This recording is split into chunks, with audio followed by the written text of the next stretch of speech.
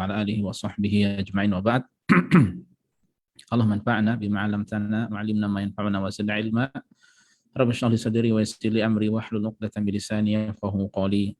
Ma'asyiral muslimin, para jamaah sekalian, bapak-bapak, ibu-ibu rekan-rekan yang semoga senantiasa dimuliakan dan dirahmati oleh Allah Subhanahu wa taala. Alhamdulillah, pada malam hari ini, hari Ahad ya, bertepatan dengan 27 Dzulqa'dah 1443 Hijriah, 26 Juni 2022. Alhamdulillah kita dipertemukan oleh Allah Subhanahu wa taala, di mana insyaallah pada malam hari ini, Ahad malam, dan nanti Kamis malam Jumat ya dari pekan ini, kita akan membahas seputar Dzulhijjah insyaallah. Dan pembahasan insya Allah akan kita ambil dari panduan praktis amalan ibadah di bulan Dzulhijjah.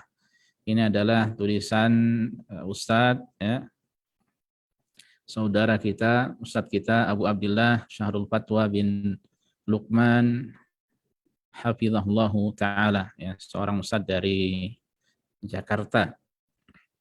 Dan beliau termasuk Ustadz yang rajin menulis, ya.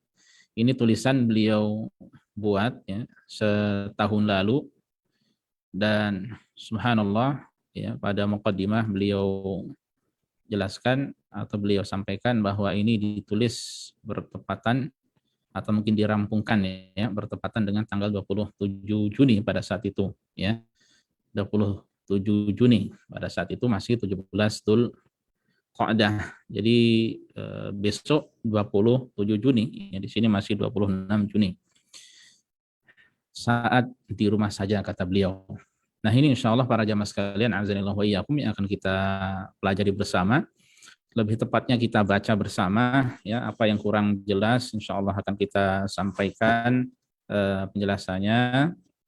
Adapun yang sudah jelas maka akan kita lewati saja insya Allah. Baiklah para jamaah sekalian, azanillahu wa iyyakum, ya, kita mulai buku beliau dari definisi bulan Dzulhijjah. Beliau mengatakan, hafizahullah, bulan Dzulhijjah adalah bulan yang ke-12 dari kalender Hijriyah. Dia adalah bulan yang terakhir dalam satu tahun Hijriyah. Dinamakan bulan Dzulhijjah karena manusia menunaikan haji pada bulan ini, ya, Dzul-Hijjah. Al-Hijjah itu artinya haji, ya. Al-Hajj atau Al-Hijj atau Al-Hijjah itu artinya haji, ya. Makanya disebut dengan Dzul-Hijjah. Kemudian, lalu apa keutamaan dari bulan Dzulhijjah, ya? Sebenarnya ataupun insya Allah kita sering mendengar dari keutamaan bulan Dzulhijjah, demikian pula bulan-bulan yang lainnya. Namun terkadang diri kita ini perlu diingatkan kembali, ya, perlu murajaah kembali juga pelajaran-pelajaran yang telah lalu, atau bisa jadi kita memiliki pengetahuan ataupun hafalan yang lemah, terkadang banyak yang lupa atau sebagiannya lupa, ya, sehingga butuh untuk dimurajaah atau diingatkan kembali, ya. Dan di sini kita akan masuk yang membahas tentang keutamaan bulan Dzulhijjah. Beliau hafizahullah ta'ala mengatakan, Abu Utsman Al-Hindi, ya, wallahu a'lam, mungkin yang dimaksud ini An-Nahdi, ya, Abu Utsman An-Nahdi rahimahullah mengatakan, adalah para salaf mengagungkan 3 waktu dari 10 hari yang utama, ya. Mereka dahulu ya mengagungkan 3 waktu dari 10 hari yang utama. Jadi ada 10 hari dan itu ada 3 waktu. Apa saja, yaitu 10 hari terakhir dari bulan Ramadan, ya. Ini sesuatu yang jelas. Kemudian 10 hari pertama dari bulan Dzulhijjah, ya, bagi kita pun jelas, dan 10 hari pertama dari bulan Muharram. Nah, ini ada keutamaan, masing-masing ada keutamaan, ya. Kemudian di antara bulan yang Allah Subhanahu wa taala istimewakan dari bulan lainnya adalah bulan Dzulhijjah, ya. Nah, di sini maka beliau akan membahas secara khusus, ya, seputar Dzulhijjah. Lalu apa saja keutamaan dari bulan ini? Yang pertama, Allah Subhanahu wa taala bersumpah dengan hari-hari yang 10, ya. Firman-Nya, wal fajri walayalin ashr, demi fajar dan malam yang 10, ya. Demi waktu fajar dan demi malam yang 10. Nah, ini apa maksud dari malam yang 10? Ya, Imam Ibnu Rajab rahimahullah berkata, malam-malam yang 10 adalah 10 hari pertama bulan Dzulhijjah. Ya. Jadi meskipun disebutkan malam-malam, ini bersifat menyeluruh, ya, termasuk siangnya. Dan yang dimaksud di sini adalah 10 hari pertama dari bulan Dzulhijjah. Inilah penafsiran yang benar dari mayoritas ahli tafsir dari kalangan salaf dan selain mereka. Dan penafsiran ini telah sahih pula dari Ibnu Abbas. Ya. Jadi ini dari penjelasan Abdullah bin Abbas radhiyallahu anhuma sebagai turjumanul Quran atau ahli tafsir dari kalangan sahabat mulia radhiyallahu ta'ala anhum ajma'in. Nah, Allah bersumpah dengannya, dan tidaklah Allah bersumpah kecuali dengan sesuatu yang mulia, yang menunjukkan kemuliaan, keagungan dari sesuatu tersebut. Dan penting untuk diingatkan kembali, ya, bahwa ketika Allah Subhanahu wa taala berhak untuk bersumpah dengan makhluknya, ya, dan diantaranya Allah banyak bersumpah dengan waktu, ya, diantaranya wal asri demi masa, kemudian tadi wal fajri demi waktu fajar, kemudian dan demi malam-malam yang 10, kemudian wal duha demi waktu duha, wal laili demi malam, wasyams demi matahari, wal qamar demi bulan, dan banyak yang lainnya Allah bersumpah dengan makhluknya, maka itu adalah hak mutlak bagi Allah, ya. Hak mutlak bagi Allah, ya. Dan adapun manusia maka tidak diperbolehkan bersumpah kecuali, ya, hanya dengan menyebut Allah Subhanahu wa ta'ala, sifat Allah Subhanahu wa taala, ya. Tidak boleh dengan nenek moyang, tidak boleh dengan bersumpah dengan malaikat, tidak boleh bersumpah dengan nama Rasul sallallahu alaihi wasallam atau nama nabi-nabi dan rasul yang lainnya. Intinya tidak diperbolehkan dengan makhluk, ya. Ini termasuk hal penting untuk kita perhatikan bersama. Karena sumpah itu termasuk ibadah. Dan seseorang ketika dia bersumpah dengan selain Allah, ya, maka Rasul mengatakan, ya, man halafa bi ghairillahi faqad asyraka. Siapa yang bersumpah dengan selain Allah maka sungguh dia telah berbuat syirik, ya. Kalau dia tidak memiliki keyakinan tertentu pada makhluk yang dia bersumpah dengannya, maka itu tergolong dari syirik kecil, ya, syirik lafaz yang kecil. Namun kalau dia meyakini dengan keyakinan-keyakinan tertentu, ya, seperti seseorang bersumpah dengan makhluk, ya, atau dengan orang tertentu, kemudian dia meyakini bahwasanya orang tersebut adalah bisa mendatangkan manfaat dan madarat, ya, bisa mendatangkan mara bahaya, bisa mendatangkan keburukan, ya, maka hal ini, ya, menjadikan dia melakukan sumpah tersebut dan itu bernilai sebagai syirik besar, ya. Makanya kita hendaknya hati-hati dalam masalah ini, sumpah dengan nama Allah Subhanahu wa taala semata. Wallahi, billahi wa tallah. Contohnya demikian. Kemudian yang kedua, ya, kita lanjutkan keutamaan yang kedua, lebih baik dari jihad, ya. Rasulullah sallallahu alaihi wasallam bersabda, "Ma min ayyamin al-'amalu salihu fihinna ahabbu ila Allah min hadhihi al-ayyamil 'ashri." Faqalu ya Rasulullah walal jihadu fi sabilillah. Faqala Rasulullah sallallahu alaihi wasallam, "Walal jihadu fi sabilillah illa rajulun kharaja bi nafsihi wa malihi falam yarji' min dzalika bi syai'." Tiada hari-hari yang amalan saleh di dalamnya lebih dicintai oleh Allah daripada 10 hari pertama bulan Dzulhijjah, ya. Jadi beliau katakan tidak ada, ya. Kemudian para sahabat bertanya, tidak pula jihad di jalan Allah, ya, wahai Rasulullah, demikian pula jihad di jalan Allah, ya. Rasulullah SAW menjawab, tidak juga jihad di jalan Allah, kecuali seorang yang keluar, ya, untuk berjihad dengan membawa jiwa dan hartanya dan dia tidak kembali setelah itu. Maksudnya dia mati syahid. Ya, maka kalau ada orang yang seperti ini, maka amalan itu lebih utama daripada amalan yang dilakukan pada 10 hari pertama di bulan Dzulhijjah ini. Ya, sesuatu yang tidak mudah untuk digapai, ya, yang bisa digapai secara umum oleh keseluruhan manusia, ya, terkhusus maksudnya adalah seluruh kaum muslimin, adalah dengan beramal saleh pada 10 hari pertama di bulan Dzulhijjah ini. Ya, kesempatan terbuka lebar. Ya, walhamdulillah. Al-Hafidz Ibnu Rajab Al-Hambali rahimahullah mengatakan, hadis ini menunjukkan bahwa beramal pada 10 hari bulan Dzulhijjah lebih dicintai di sisi Allah daripada beramal pada hari-hari yang lain tanpa pengecualian, ya. Apabila beramal pada hari-hari itu lebih dicintai oleh Allah, maka hal itu lebih utama di sisinya. Ini menunjukkan keutamaan ya di sisi Allah Subhanahu wa taala. Kemudian Al-Hafidz Ibnu Hajar Al-Asqalani rahimahullah berkata, yang jelas bahwa sebab keistimewaan 10 hari bulan Dzulhijjah karena pada bulan ini terkumpul ibadah-ibadah inti, ibadah-ibadah yang mulia ya. Seperti salat ya. Salat di situ ya, salat-salat terkhusus ataupun di antara yang salat fardu, kemudian ada salat-salat sunnah. Ya, ada juga salat Idul Adha. Ya, kemudian puasa ya, puasa sunnah, seseorang pun boleh mengqadha juga padanya. Ya, kemudian sedekah, ya, bersedekah, ya, termasuk juga di situ ada udhiyah atau kurban. Ya, adapun jamaah haji mereka menyembelih hadyu, ya. Kemudian haji, ya, ini adalah ibadah-ibadah yang utama. Yang mana hal itu tidak didapati pada bulan yang lainnya, ya. Ini menunjukkan keistimewaan dari 10 hari tersebut, ya. Kemudian keutamaan selanjutnya, beramal pada bulan ini lebih suci dan lebih besar pahalanya. Ya. Nabi SAW bersabda, "Ma min amalin azka indallahi azza wa jalla wa la a'zamu ajra min khairin ya'maluhu fi ashril adha." Tidak ada amalan yang lebih suci di sisi Allah dan tidak ada yang lebih besar pahalanya daripada yang dia kerjakan pada 10 hari Al-Adha.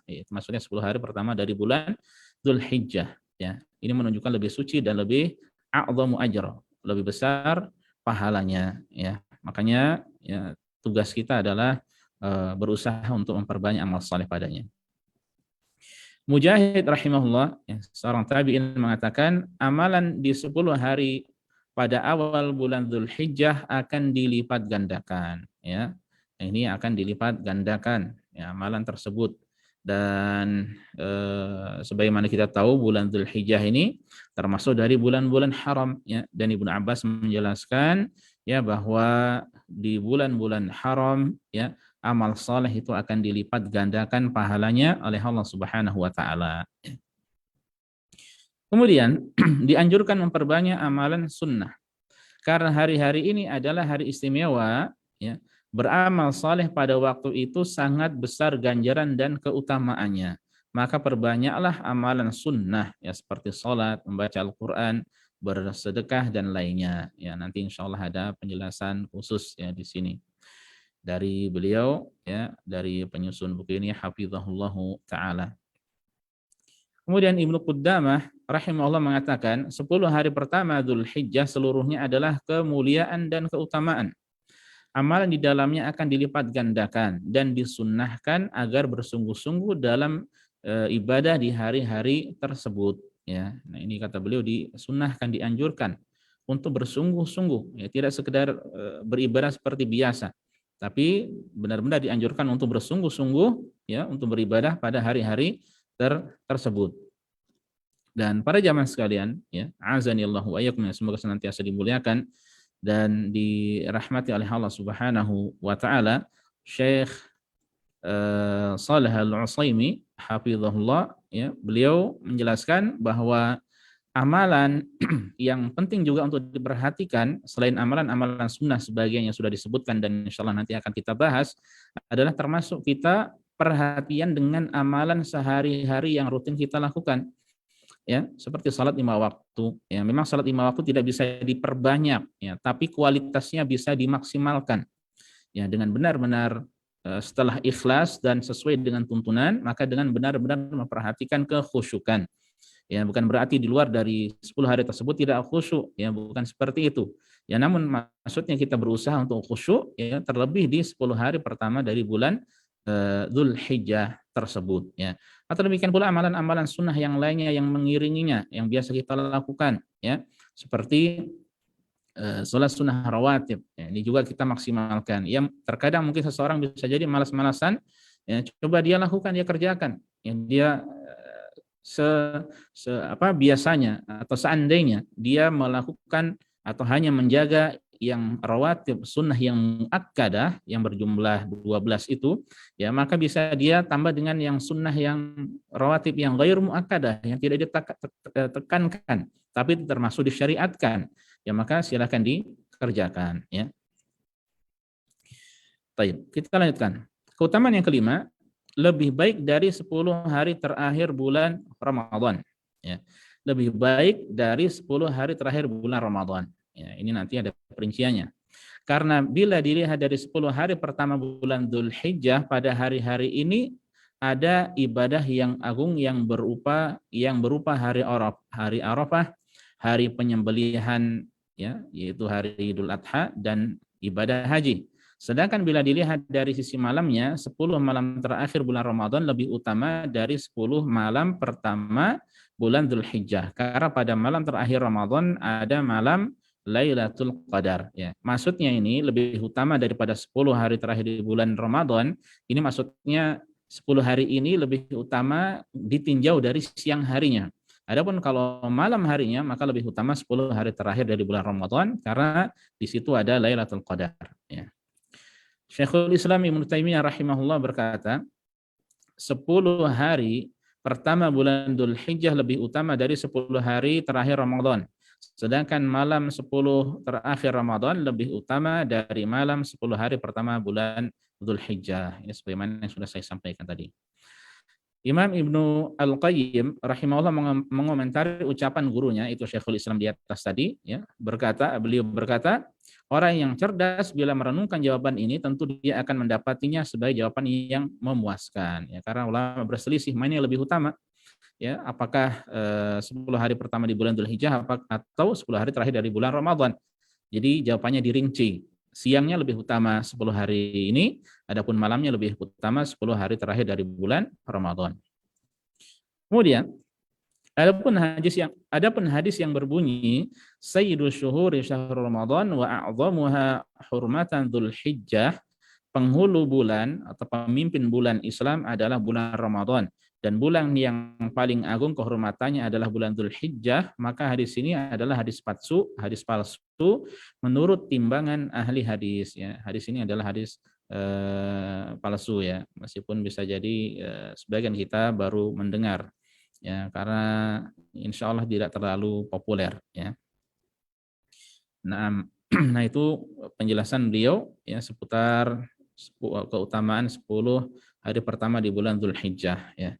Nah, kemudian para jamaah sekalian azanillahu wa iyyakum, di antara amalan yang penting, ya, yang disyariatkan di 10 hari pertama dari bulan Dzulhijjah adalah ini, ya, takbir pada 10 hari pertama bulan Dzulhijjah, ya, bertakbir.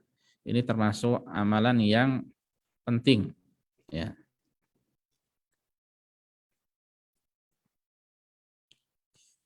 Baik, kita baca keterangannya. Zikir berupa takbir, tasbih, dan doa merupakan amalan soleh yang disyariatkan pada seluruh waktu dan setiap keadaan kecuali keadaan yang dilarang. Ya, secara asalnya semua ibadah ini adalah zikir ini adalah disyariatkan kapan saja, ya. Allah Subhanahu wa taala berfirman, "Fadhkurullaha qiyama wa qu'uda wa 'ala junubihim." Ingatlah Allah di waktu berdiri, di waktu duduk, dan di waktu berbaring. Imam Ibnu Katsir rahimahullah berkata, yaitu pada seluruh keadaan kalian, ya. Makanya Aisyah radhiyallahu taala anha dahulu mengatakan, ya, karena Nabi sallallahu alaihi wasallam yadhkurullaha ala kulli ahyani, ya, bahwasanya Rasul itu berzikir pada Allah di setiap waktu. Ya, jadi secara umum, secara global zikir itu disyariatkan kapan saja dalam berbagai keadaan, ya.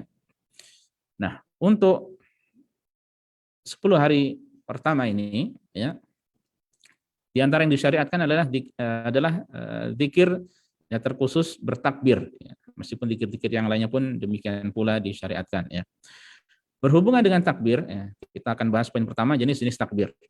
Berhubungan dengan takbir pada 10 hari pertama bulan Dzulhijjah terdapat 2 jenis takbir.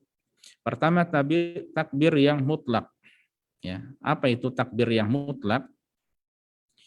Maksudnya adalah takbir yang disyariatkan di setiap waktu, baik malam atau siang, dan di setiap keadaan, ya. Rasulullah SAW bersabda, ma min ayyamin a'zama 'indallahi wa la ahabba ilaihi minal 'amali fihinna min hadhil ayyamil 'ashri fa'akthiru fihinna minat tahlili wa takbiri wa tahmid.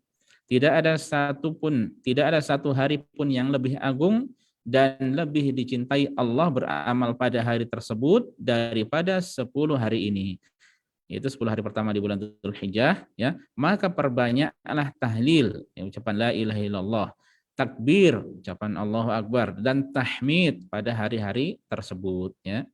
Nah, ini termasuk dari zikir pada Allah Subhanahu wa taala, di antaranya adalah takbir, ya. Diriwayatkan bahwa Ibnu Umar, beliau bertakbir di dalam tendanya di Mina, ya. Suara beliau didengar oleh orang yang ada di masjid.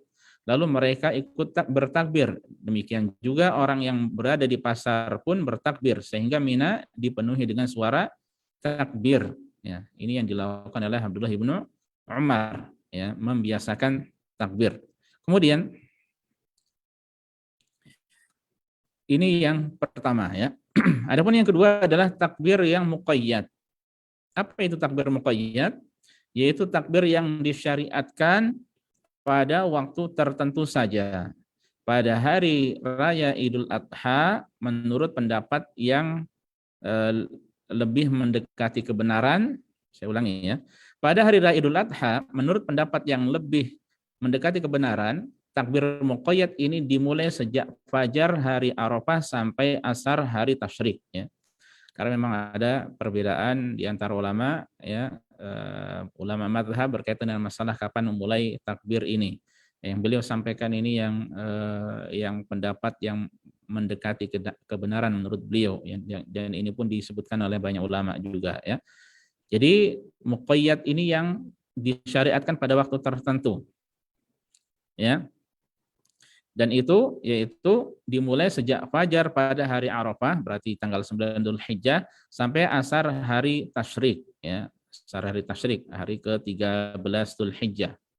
Imam Ahmad rahimahullah pernah ditanya, dengan hadis apa engkau berpendapat bahwa takbir itu dimulai sejak salat fajar hingga saya ulangi, dengan hadis apa engkau berpendapat bahwa takbir itu dimulai sejak salat fajar hari Arafah hingga asar hari tasyrik, ya. Imam Ahmad menjawab dengan ijma', ya, dengan kesepakatan. Kesepakatan siapa? Umar, Ali, Ibnu Abbas, dan Ibnu Mas'ud, ya. Semoga Allah meridhai radhiyallahu taala anhum ajmain, ya. Jadi dengan kesepakatan sebagian sahabat yang kemudian tidak ada sahabat yang lain yang menyelisihi, ya, seakan-akan maka ini menjadi ijma' atau kesepakatan, ya. Makanya ini dilakukan oleh para sahabat radhiyallahu taala anhum ajma'in, ya, maka sehingga ini termasuk dari yang disyariatkan. Imam Ibnu Qudamah rahimahullah mengatakan, Al-Qadhi berkata, takbir pada hari raya kurban atau Idul Adha ada yang mutlak dan ada yang muqayyad, ya. Takbir muqayyad dilakukan setelah salat dan takbir mutlak dilakukan di setiap keadaan di pasar-pasar dari setiap waktu, ya. Kalau di sini sebagian maktab dakwah, ya, yang semangat untuk menghidupkan takbir ini, ya, mereka biasanya berkeliling, ya, dengan mobil, kemudian mereka di pasar-pasar, ya, mereka dengan pengeras suara bertakbir, ya, keliling kota, ya. Sebagaimana ini yang tersebar di video-video di sini, ya, di Rastanura, ya, secara khusus pada saat itu. Baik. Lalu bacaan takbirnya bagaimana? Ya, bacaan takbirnya adalah tidak ada sifat takbir yang sahih dari Nabi Shallallahu Alaihi Wasallam. Ya, jadi tidak ada Nabi Shallallahu Alaihi Wasallam tidak menjelaskan sifat takbir tertentu. Hanya saja terdapat beberapa riwayat dari sahabat, ya, yang kemudian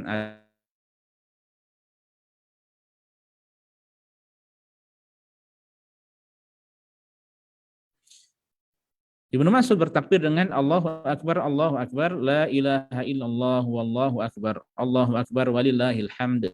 Ya. Jadi Allahu Akbarnya hanya 2 kali. Ya, inilah yang lebih masyhur, yaitu membaca lafaz Allahu Akbar sebanyak 2 kali. Ya, sekalipun sahih pula membacanya sebanyak 3 kali. Ya. Yang kalau di sini, ya, para ulama atau para kaum muslimin ya membaca takbir dengan jumlah takbirnya 2 kali ya. Allahu Akbar ya. 3 kali bagaimana? Tidak mengapa ya, boleh. Adapun yang kedua dan ketiga adalah dari Ibnu Abbas ya, dan yang ketiga dari Salman Al-Farisi ya, 2, 3 ini jarang ya, atau bahkan mungkin belum pernah kita dengar di telinga ya dari apa yang dilakukan oleh kaum muslimin ya. Saya pribadi belum pernah mendengarnya ya. Namun ini riwayat sahih dari Ibnu Abbas kemudian dari Salman Al-Farisi ya radhiyallahu taala anhuma. Yang berbunyi Allahu Akbar, Allahu Akbar, Allahu Akbar, walillahil ham, Allahu Akbar wa ajal, Allahu Akbar ala mahadana. Nah, ini dari Ibnu Abbas. Adapun dari Salman, Allahu Akbar, Allahu Akbar, Allahu Akbar kabira. Ya, Allahu Akbar, Allahu Akbar, Allahu Akbar kabira. Ya, Allahu Akbar, Allahu Akbar, Allahu Akbar kabira. Nah, ini yang sahih dari mereka. Ya. Imam As-San'ani rahimahullah menegaskan, dalam kitab-kitab syarah hadis terdapat banyak bacaan takbir dan dianggap baik oleh sejumlah ulama.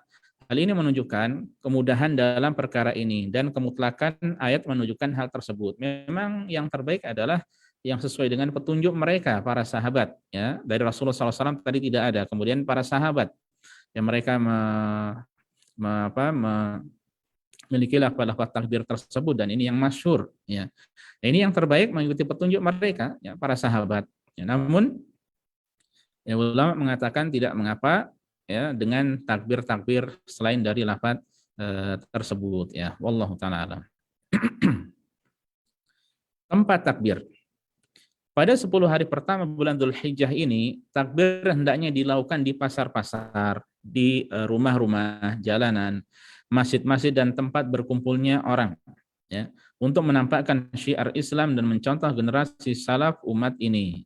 Untuk hari raya lebih ditekankan lagi ketika keluar untuk sholat Idul Adha, ya, ketika menuju sholat Idul Adha. Jadi dilakukan ini tidak di tempat-tempat atau di rumah atau di masjid saja, ya, tapi di berbagai tempat, ya, di tempat keramaian atau di saat sendiri sepi pun ya disyariatkan. Syekhul Islam Ibnu Taimiyah rahimahullah mengatakan, pendapat yang terkuat dalam masalah takbir yang menjadi amalan mayoritas salaf dan ahli fikih dari kalangan sahabat dan para imam adalah bertakbir dari fajar hari Arafah sampai akhir hari tasyrik. Disyariatkan bagi setiap orang untuk mengeraskan takbirnya ketika keluar untuk sholat Id. Dan inilah kesepakatan 4 imam mazhab.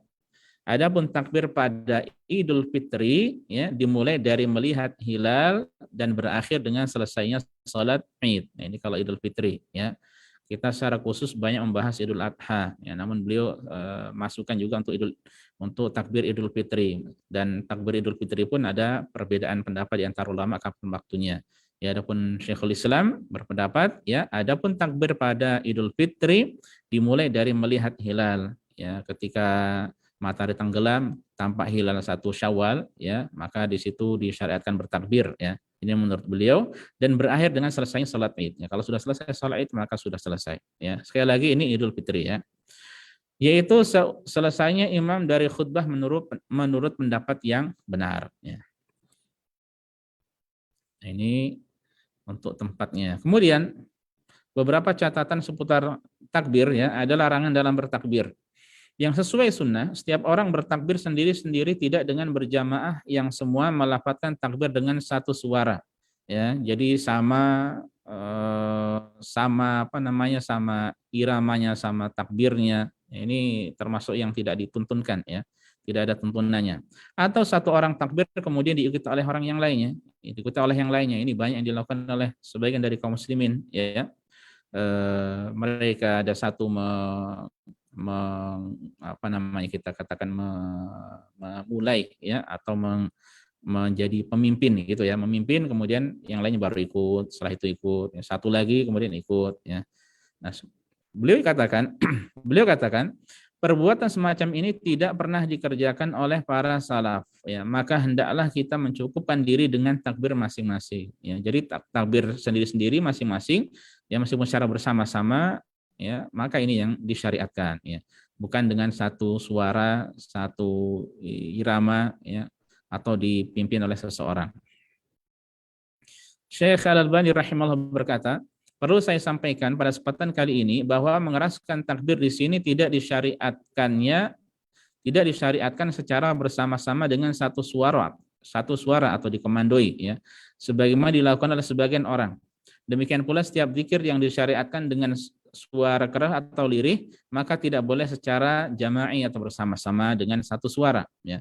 Hendaknya kita waspada akan hal tersebut dan selalu kita ingat bahwa sebaik-baik petunjuk adalah petunjuk Nabi Muhammad Sallallahu Alaihi Wasallam. Nah, ini hati-hati, ya. Jangan sampai kita ketika hendak melakukan amalan yang sunnah, ya, tapi ternyata malah terjerumus kepada khilafus sunnah atau menyelisihi sunnah, ya.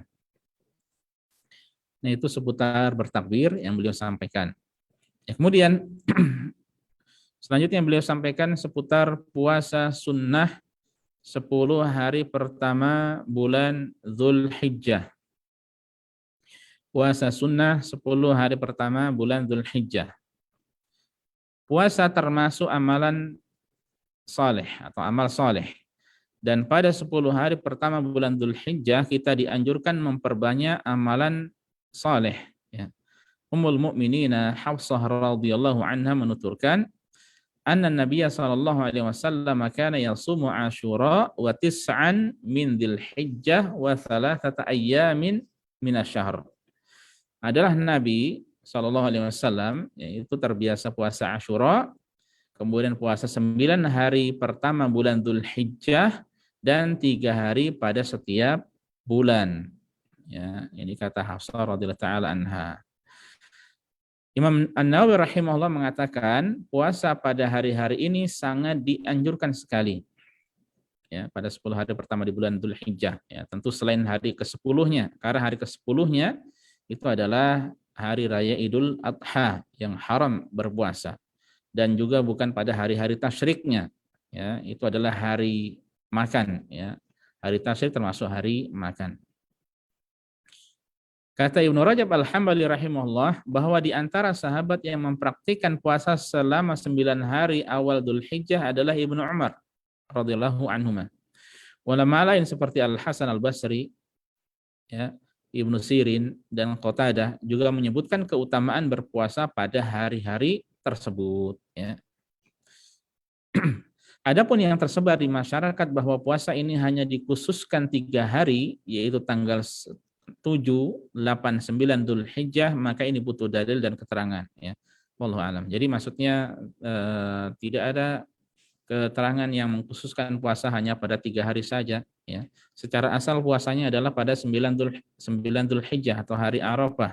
Itu puasa yang memiliki keutamaan yang begitu besar, ya. Kemudian untuk 1 sampai 8-nya, ya, memang ini tidak lepas dari perselisihan ulama, ya. Hanya saja banyak ulama yang menasehati untuk tetap dilakukan tidak mengapa, ya. Bahkan disampaikan tadi, ya, sahabat ada yang berpuasa, ya. Ada sahabat bahkan juga seingat saya ada yang mengqadha puasa pada 10 hari pertama, ya, di bulan Dzulhijjah tersebut, ya, karena termasuk dari amal soleh berpuasa itu, ya. Baik, masalah. Apakah boleh menggabungkan niat puasa sunnah Dzulhijjah dengan puasa yang lain, ya? Misalnya, awal Dzulhijjah bertepatan dengan hari Senin. Kemudian kita puasa pada hari itu dengan 2 niat, ya. Niat puasa Senin dan niat puasa Dzulhijjah. Apakah ini dibolehkan? Ya, untuk menjawab permasalahan ini, ingat baik-baik kaidah berharga yang disebutkan oleh Imam Ibnu Rajab, ya, Al-Hambali rahimahullah. Beliau berkata, apabila 2 ibadah yang sejenis berkumpul pada satu waktu, salah satunya tidak dikerjakan karena qadha atau tidak karena mengikut ibadah yang lain dalam hal waktunya, maka 2 ibadah ini bisa disatukan dan cukup mengerjakan satu ibadah saja, ya. Jadi digabungkan contohnya Senin Kamis dengan 8 hari atau 9 hari atau 10 hari bulan Dzulhijjah ini, ya, tidak mengapa, ya. Adapun qadha maksudnya diniatkan untuk mungkin Arafah plus qadha maka tidak, ya. Senin plus qadha maka tidak, ya. Qadha sendiri, ya, disendirikan, ya. Wallahu a'lam. Hari Arafah.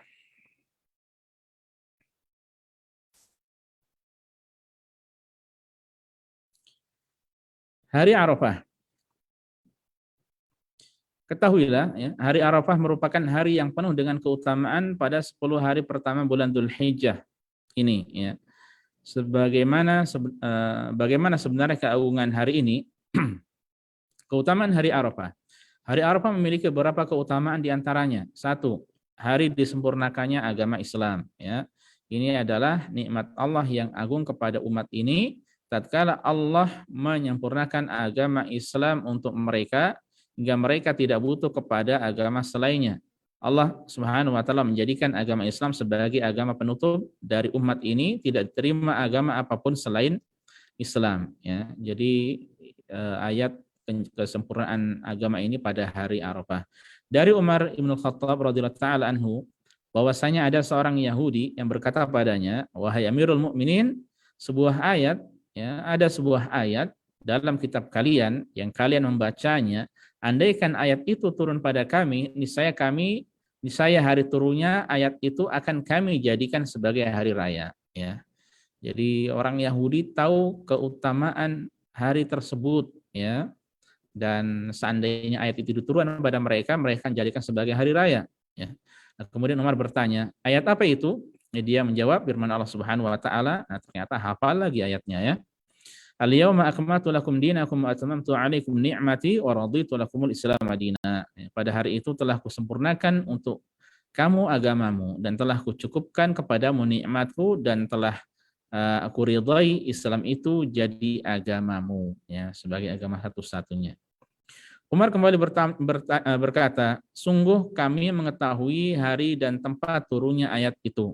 Ayat itu turun pada Nabi SAW, ya Nabi kita, dan dia sedang berdiri di Arafah pada hari Jumat. Ya.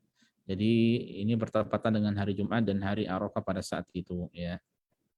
Ini kemuliaan hari Arafah, hari disempurnakannya agama. Kemudian yang kedua, hari pembebasan dari api neraka.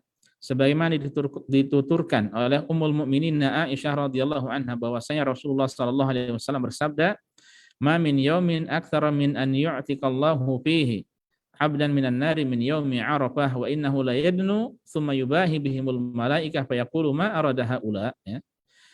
Tidak ada suatu hari yang Allah lebih banyak membebaskan seorang hamba dari api neraka melainkan hari Arafah. Ya. Jadi tidak ada hari yang Allah membebaskan hamba dari neraka melebihi hari Arafah, yang menunjukkan banyak hamba yang dimerdekakan pada saat itu. Ya, sesungguhnya Allah mendekat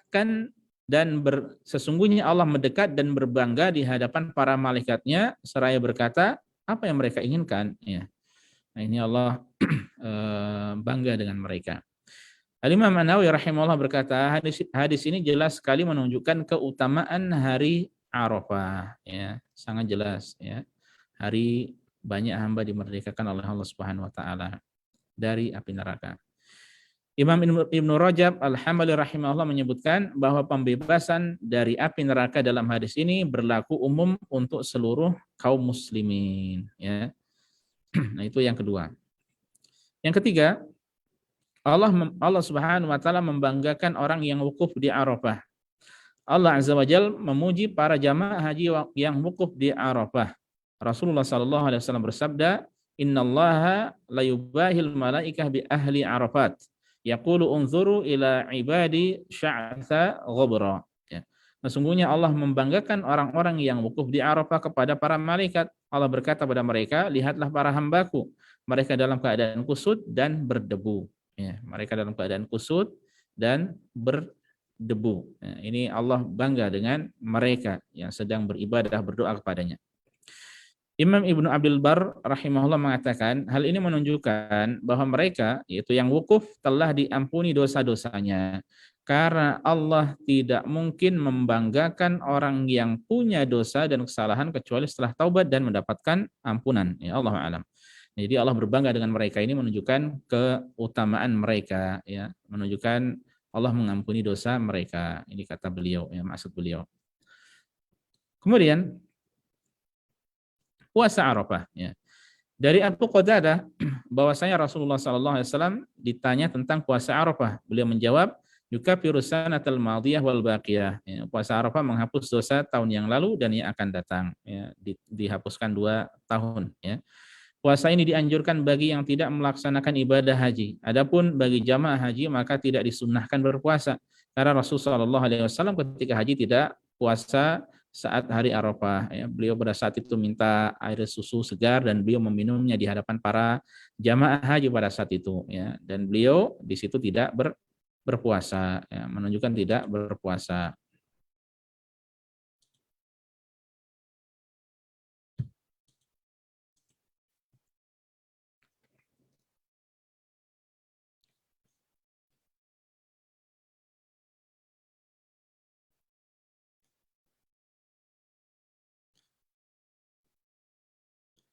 Baik.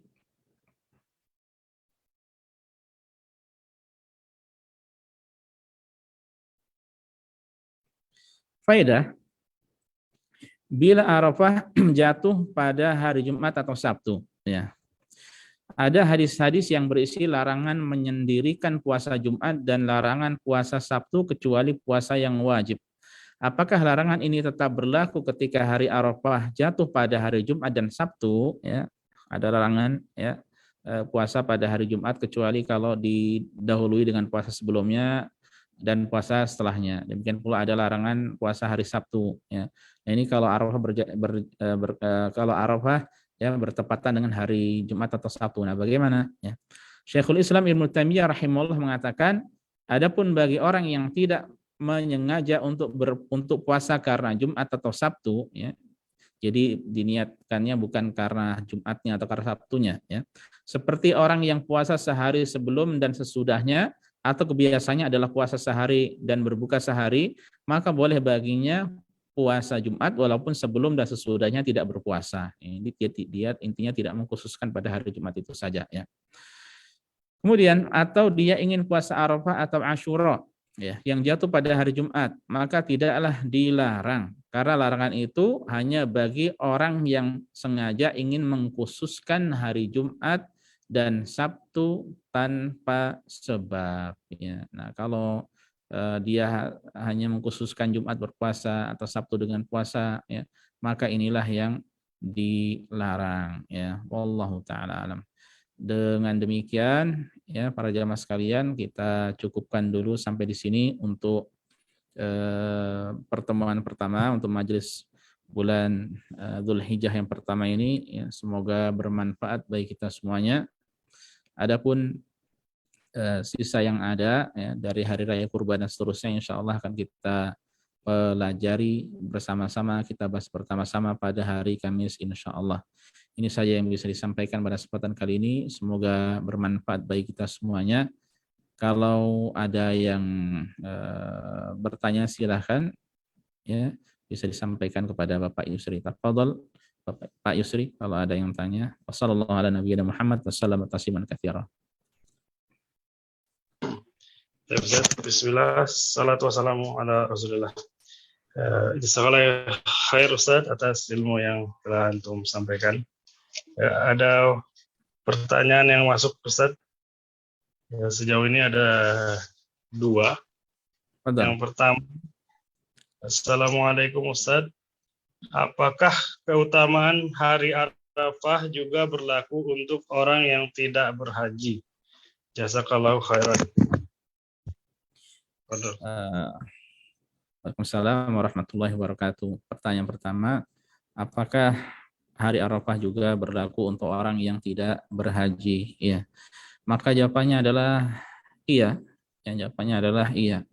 Memang istilah Arafah itu ya tidak lepas dari 2. Ya, Arafah itu nama tempat dan Arafah juga adalah nama hari. Ya, hari ke-9 ya atau waktu, yaitu namanya hari Arafah. Ya, waktu Arafah. Dan untuk tempat juga namanya Padang Arafah.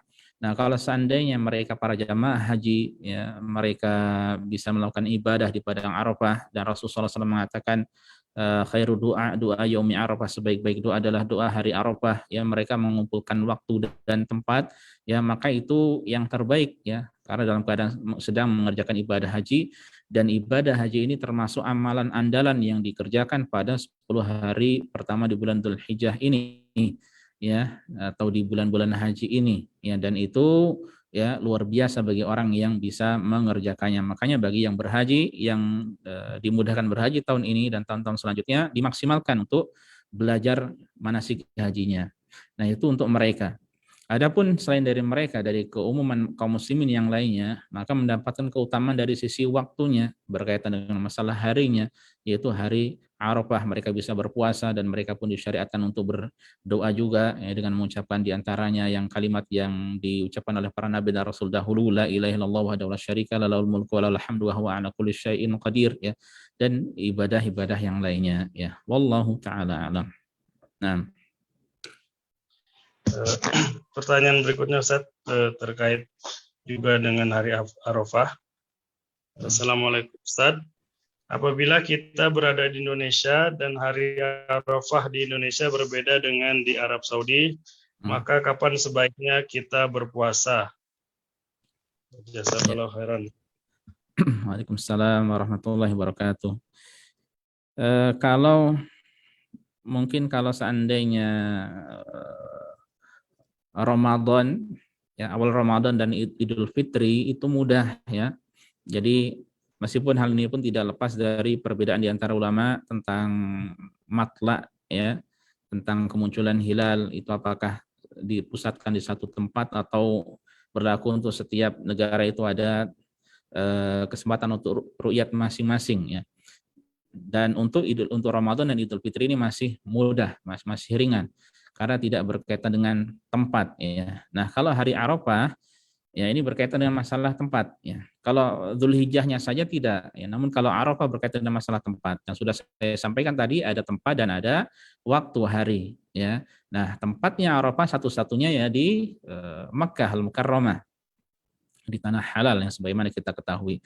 Makanya kemudian dalam masalah ini pun tidak lepas dari perbedaan pendapat di antara ulama, ya.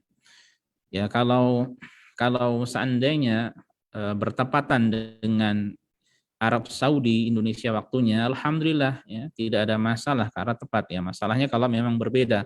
Nah, ini bagaimana? Sebagian ulama ada yang mengatakan tetap yang jadi patokan adalah Arafah di sana, ya. Sebagian ada yang mengatakan yang menjadi patokan adalah hari adalah hilal di masing-masing negeri, ya, hilal di masing-masing negeri. Dan yang tidak mudah untuk menjelaskan mana yang lebih kuat dari keduanya. Hanya saja Rasulullah SAW mengatakan bahwa, ya, wal adha yauma tudhahun, bahwa hari raya Idul Adha adalah hari di mana kalian beridul kurban bersama-sama, ya, dan untuk menyatukan dikembalikan kepada pemerintah kaum muslimin, ya, pemerintah masing-masing negeri, ya. Kalau di Indonesia kepada MUI atau Departemen Agama, mereka yang melakukan ru'yat dan lain-lainnya, ya. Jadi untuk kebersamaan dengan hadis Rasulullah SAW tadi, ya, maka dikembalikan kepada mereka, ya. Jadi kalau berbeda, ya sudah, ikuti apa yang menjadi keputusan pemerintah di Indonesia, ya. Wallahu taala a'lam, ya. Cukup? Cukup, Ustaz. Cuma ada 2 pertanyaan yang masuk. Baik, ya, sudah adzan juga di sini. Baiklah para jamaah sekalian, ini yang bisa kita pelajari bersama pada kesempatan kali ini. Kurang lebihnya saya mohon maaf. Insya Allah sisanya kita bahas pada Kamis pekan ini insya Allah. Subhanakallah bihamdika asyhadu an la ilaha illa anta astaghfiruka wa atubu ilaika. Assalamualaikum warahmatullahi wabarakatuh. Waalaikumsalam.